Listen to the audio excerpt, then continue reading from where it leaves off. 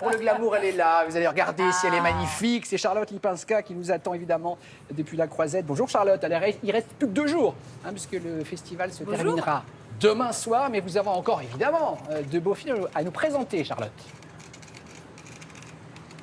Ah bah oui, parce que vous savez, à Cannes, en 24 heures, il peut se passer encore énormément de choses. Ce soir, par exemple, ce sera la clôture de la section parallèle, la quinzaine des réalisateurs, avec le Parfum vert de Nicolas Pariser, qui réunit Vincent Lacoste et Sandrine Kiberlin. Alors, c'est l'histoire de Martin, un jeune comédien qui est soupçonné d'avoir assassiné un comédien de la Comédie Française en pleine représentation. Évidemment, Martin y est pour rien et il va vouloir comprendre de quoi il retourne avec l'aide providentielle d'une auteure de bande dessinée rencontrée tout à fait par hasard et qui est évidemment partante pour l'aventure. Regardez.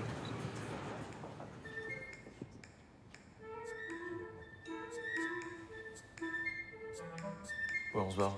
Quoi? On se barre, je le sens pas le type là. Ah bon? Non. Mais vous êtes un énorme angoissé en fait, hein, j'adore.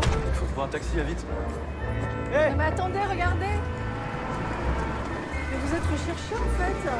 Oui, justement.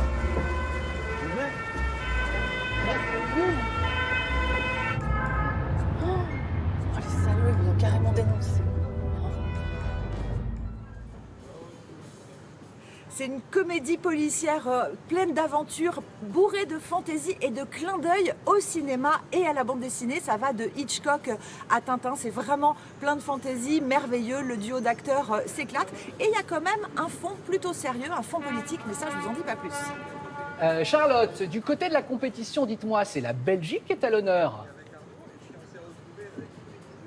Oui, absolument, avec Close de Lucas Dont. Vous savez, c'est le réalisateur qui avait gagné la Caméra d'Or avec le film Girl il y a 4 ans. Et là, son nouveau film Close raconte l'amitié de 2 garçons de 13 ans. Ils ne se quittent pas d'une semelle, ils sont inséparables.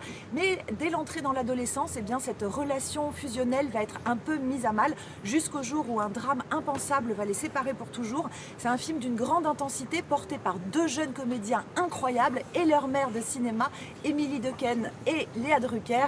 Petit extrait du Temps de l'insouciance.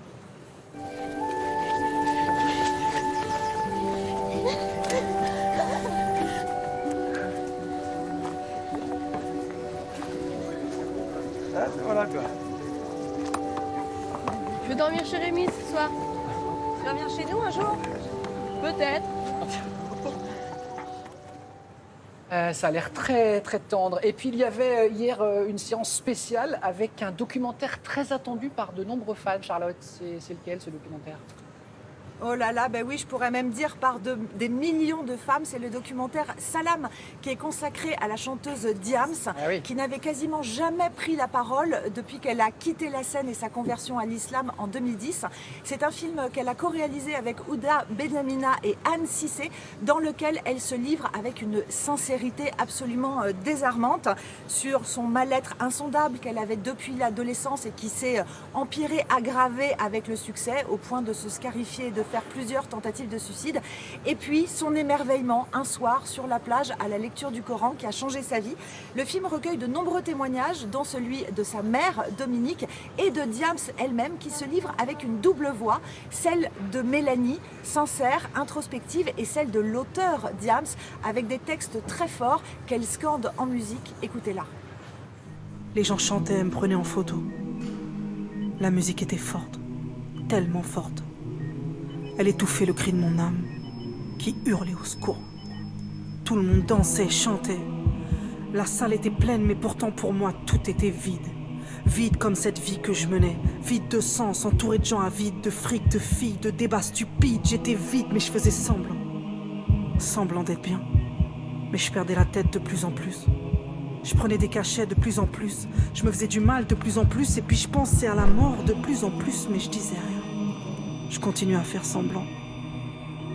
D'ailleurs, parfois, je me demande, on était combien à faire semblant? Le film est vraiment très fort et on se dit qu'il était temps qu'elle prenne la parole, non pas pour se justifier, mais simplement pour rester maître de ses choix et de sa vie.